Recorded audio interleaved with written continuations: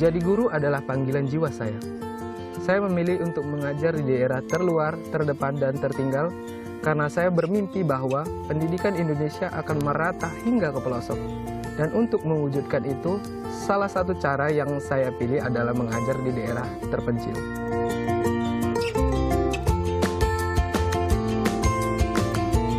Simelu memiliki potensi yang sangat besar, alam yang indah, dan sumber daya alam yang melimpah. Semua ini akan lebih berkembang jika didukung dengan akses informasi dan internet yang lebih merata. Saya adalah Posma Siombing. Saya mengajar di 2 sekolah, yaitu di SMA Negeri 1 Simelucut dan di SMK Negeri 1 Simelucut.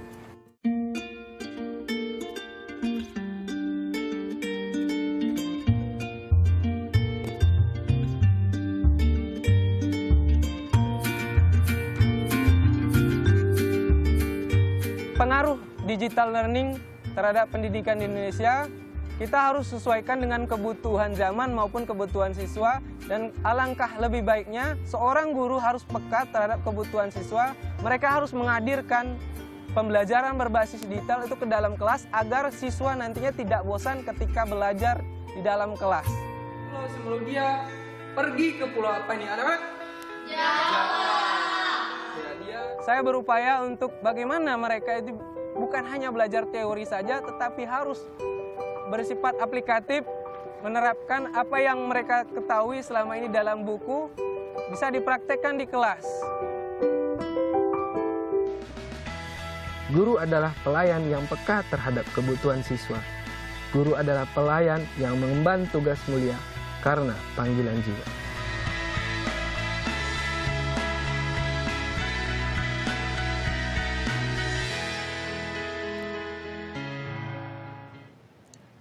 Ya, bicara soal ajar mengajar, hari ini kita sudah kedatangan Bapak Posma Siombing selaku guru SMA 1 dan SMKN 1 Simelucut Aceh. Pagi Pak Posma. Pagi. Dan juga ada Pak Herdi Harman, Direktur Utama Capital Management Telkom Indonesia. Pagi Pak Herdi. Selamat pagi Pak. Ini menarik nih sih, karena biasanya kita hanya ngobrol sama guru-gurunya aja. Kali ini ada dari pihak Telkomnya juga, kita akan ngobrol-ngobrol, kita akan tanya-tanya mengenai metode digital learning ini. Yang pertama mungkin ke Pak Posma dulu gitu ya. Ini saya ingin tahu nih, Bapak kan di SMA Negeri 1 Aceh ya, Simelucut Aceh. Ini mengajar tadi adalah ekonomi, Bahasa Inggris dan sama TIK. Nah, metodenya sendiri dalam mengajarkan 3 mata pelajaran tersebut yang berkaitan dengan digital learning yang Bapak terapkan seperti apa sih Pak?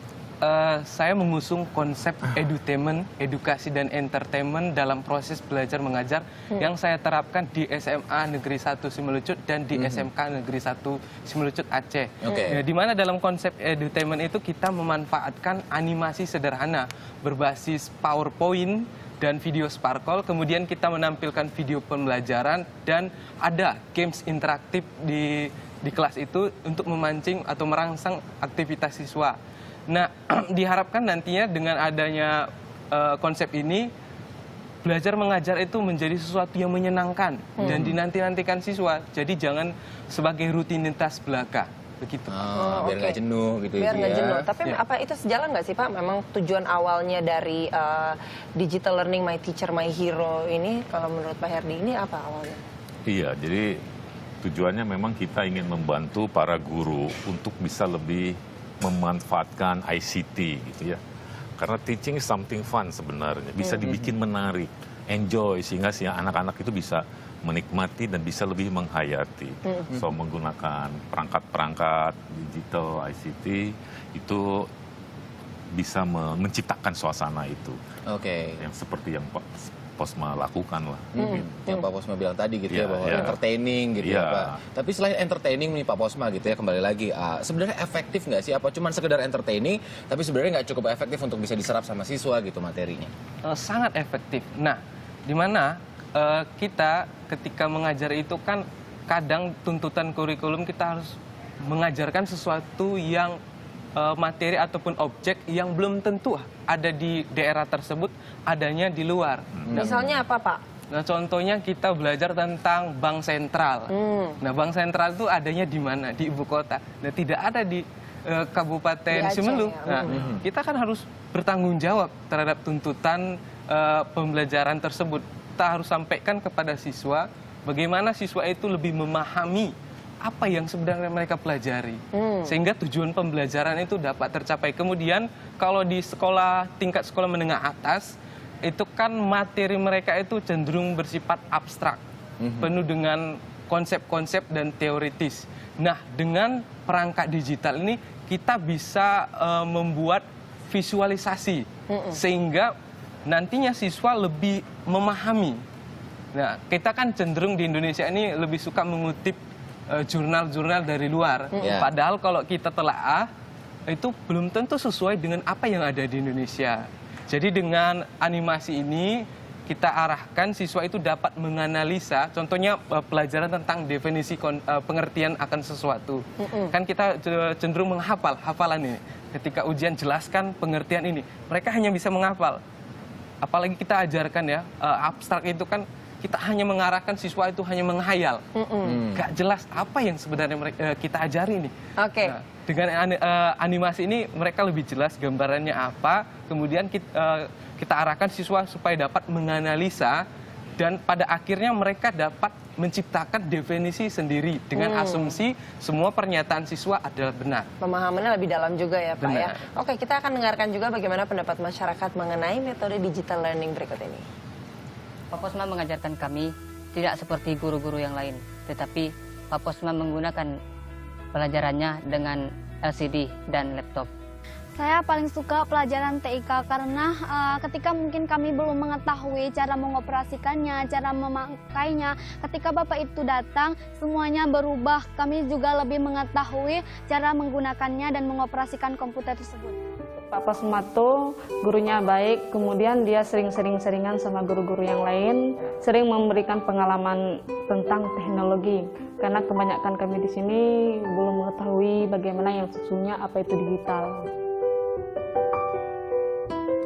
Dengan keberadaan Pak Posma bisa membimbing kami, tentunya ini sangat berarti sekali bagi perkembangan pendidikan. Ya, terdengar bahwa banyak masyarakat yang merasa setelah ada Pak Posma mengajarkan metode yang berbeda, langsung ada sedikit pencerahan gitu ya.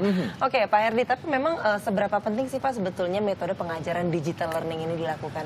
Ya, menurut hemat kami sih penting sekali ya. Apalagi di era sekarang mengajar itu memang butuh sesuatu yang beda. Apalagi untuk di daerah terpencil gitu ya. Perlu memang alat bantu, perlu pembelajaran yang dibantu digital base supaya sama levelnya, kualitas pendidikan kita sama.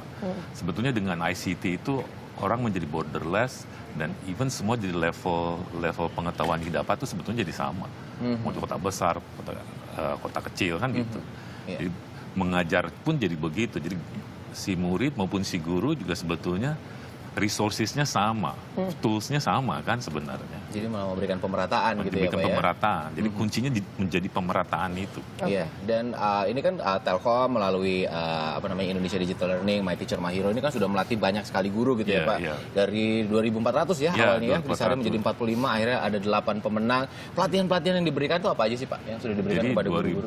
2.400 itu memang sudah dari rata-rata 300 di 8 kota besar ya di seluruh Indonesia.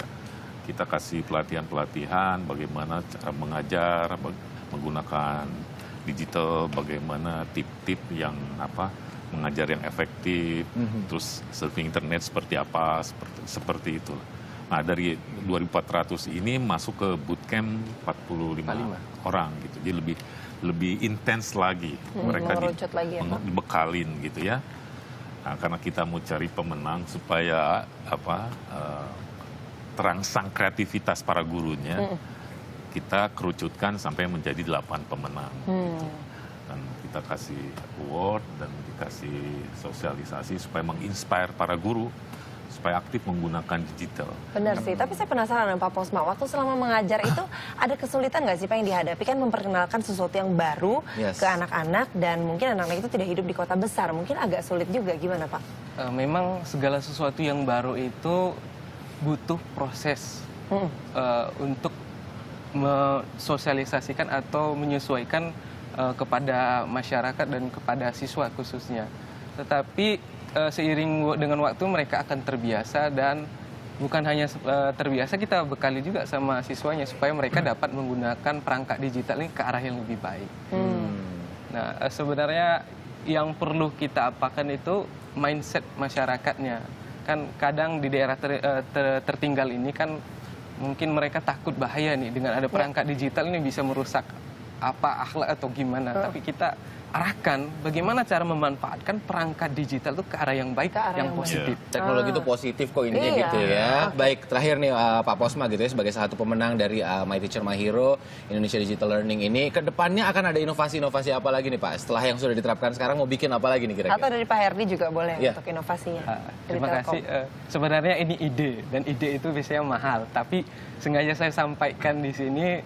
Saya berharap dari pihak Telkom bisa memfasilitasi ataupun mungkin ada dari programmer atau ahli IT yang bisa membantu saya. Saya ingin membuat suatu konsep belajar sambil bermain dan berolahraga.